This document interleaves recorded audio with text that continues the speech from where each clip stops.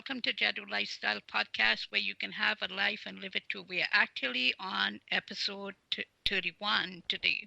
So we have Diana Whittington from Kansas with us as our guest.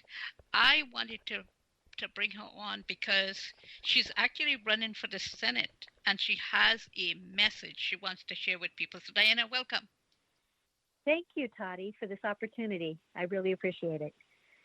And tell us a little bit about you, your background, and how you got into politics. Okay. Well, I was born on a farm in northeast Kansas. Found out I have some art talent and majored in art in college, got my teaching degree. And I have been a teacher in Kansas City, Kansas for the last 41 years. Part of that time I did teach in a private school, but most of it has been in our public school system here. But recently, it's a very recent occurrence of getting into politics. It's something that I've always been interested in. My husband, who passed away in a car accident about 18 years ago, he's the one who really got me kind of interested in paying attention to politics. And anyway, in February, I had the opportunity to go to a Kansas for Life banquet, and Tim Tebow was the speaker. And he gave an excellent speech, and it really stuck with me. One of the things that Tim Tebow said was that saving the lives of the unborn is not something that we can put off. He said it's a rescue mission. He said it's not something we can put off for a week or a month or a year. It's something we have to do now. And anyway, that part of his speech really stuck with me. And so then about a month after that, I think it was probably in March, and we were dealing with COVID and everything. And just out of the blue, an old friend called, and he just asked if I had ever considered running for office. And I said, well, as a matter of fact, another friend and I had discussed it possibly when I retired, of maybe, running for the school board or some local office, something like that. Well, then he kind of went into detail about a state senator in my district that and how she had been voting, and he knew that how I was a supporter of pro-life, the pro-life agenda. And so anyway, we talked, and when I said, I thought about it when I retired, he responded, "Why not now?" And so when I heard him say that, I felt like God kind of whacked me upside the head and said, listen, pay attention. It's the time. This is the right time. So I have just been blessed with people just coming forward and helping with different parts of the campaign. I have a former senator who's been a great mentor, and a current senator who has been an excellent mentor and helping with different parts of it, because I know nothing about how to run for an office like this. And so I'm on a very quick learning curve, and I feel like things move quickly, but it's just been very exciting, and I feel like we're doing what God wants me to do at this time. Well, this is very exciting for me also to have. This is the first time I've had technically, quote unquote, a politician on my show. So not yet, but working on it. It's fantastic. I wish you all the luck, the best. But what do you feel? Do you feel like you could make a change? Well, I am learning, and one thing that I have learned is that just in having conversations with people really can make a difference. There is a young man in my house district who has won the primary for the Democratic primary. A young man, I believe he's only 19 or 20, and very surprising that he was a close race, but he won against the incumbent. And it's all because he went door to door. And so that's something that I have been doing also. I have a much larger district, but just in the times when I have gone and been able to talk with people, it's very uplifting, and it's encouraging, and it's because I feel like overall there's so much going on in our United States today, so much turmoil and division. But when we actually can sit down and talk with one another and we can focus on the things we have in common and the values that we share, it really makes me hopeful for our future and how we can get things accomplished. Well, as you know, I know you from a different setting, and part of my podcast is to help people, business owners, see that business is not everything. And we've seen with the pandemic in this past couple of months that when business stops, we have to find something to do. And that's how I found you. I have had I don't know if to say a passing interest, but I did art in high school. I was one of the 2 students to pass art, but yet my mom told me to go find a job, so art was not the thing that I was supposed to make a living of. But during the pandemic, when there was nothing else to do, I found you because you were offering art classes technically online. And that has really, your teaching is it has really helped me to understand and actually to do a little bit more with art than I was doing before. Do you feel like your experience in the teaching world is going to help you in the political world? Yes, I do.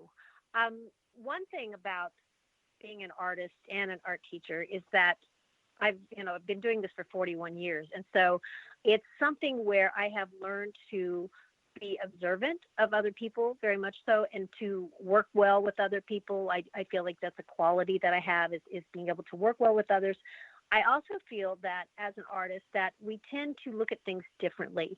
And I think sometimes people are looking for solutions that have already been used for a certain problem. And I think as an artist, we tend to try to think of new solutions, create because of the creative part of it, that we're always trying to create a new solution that can be a win-win for both parties instead of something that may have been used in the past. And so I just think it's, the mindset. I think we look at things a little different and maybe offer some more opportunities for working together and solutions and things like that. So here's the hard question. Okay. Why should people vote for you? Why should people vote for me? Okay. Well, I have lots of life experience, lots of experience with working with different types of people, different kinds of people. I have conservative values as far as being, my worldview is one of believing in our Constitution and our Bill of Rights. And I strongly believe in our First Amendment rights, and freedom of speech is very important. And I feel like that is kind of being it's being, what's the word I'm trying to find? It's being whittled away. And the cancel culture, it concerns me.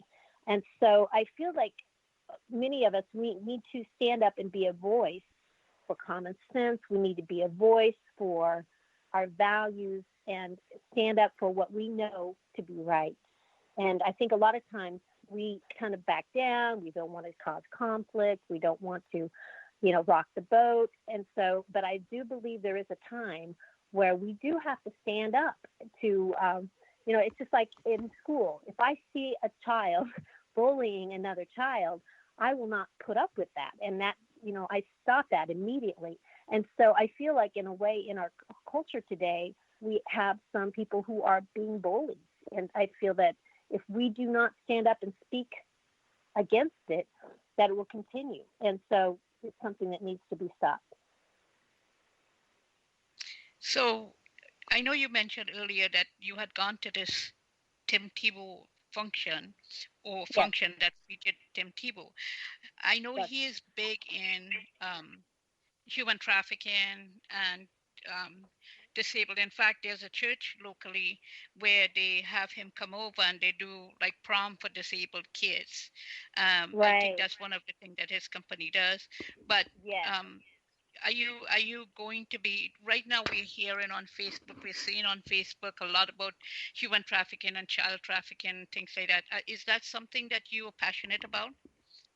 Yes, and it's been on the news. Well, maybe not in the news. I actually don't watch much of the mainstream news, but on social media, it seems like everybody is finally waking up to the fact that this is a serious problem in the United States. And I hate to say this, but one of my former students, he brought it up about 10 years ago about how human trafficking, how Kansas City is kind of a hub because it's in the center of the United States, and he did a report on it, and I think he had a website he created. He was very talented in that area.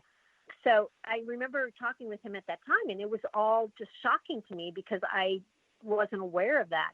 And so now the fact that all of this is really finally coming out, and he was onto that, years ago, but and we're finding out that this has been going on for a very, very long time. And so it would be wonderful to shed light on all this problem. And so having somebody with Tim Tebow's reputation and character and his ability, he's well known, that is just a blessing, I think, to help bring more light onto this problem. And hopefully we can have some solutions. I know President Trump has done a lot also to help catch and imprison human traffickers, but I don't have the statistics on that right at hand, but I have seen articles. Yeah, Tim Tebow's story is very interesting also. Yes. I think his parents were told to abort him or something, or they want, they didn't want to have another child or something like that. But anyway, it's interesting to see how all this political stuff is happening. What about Kansas?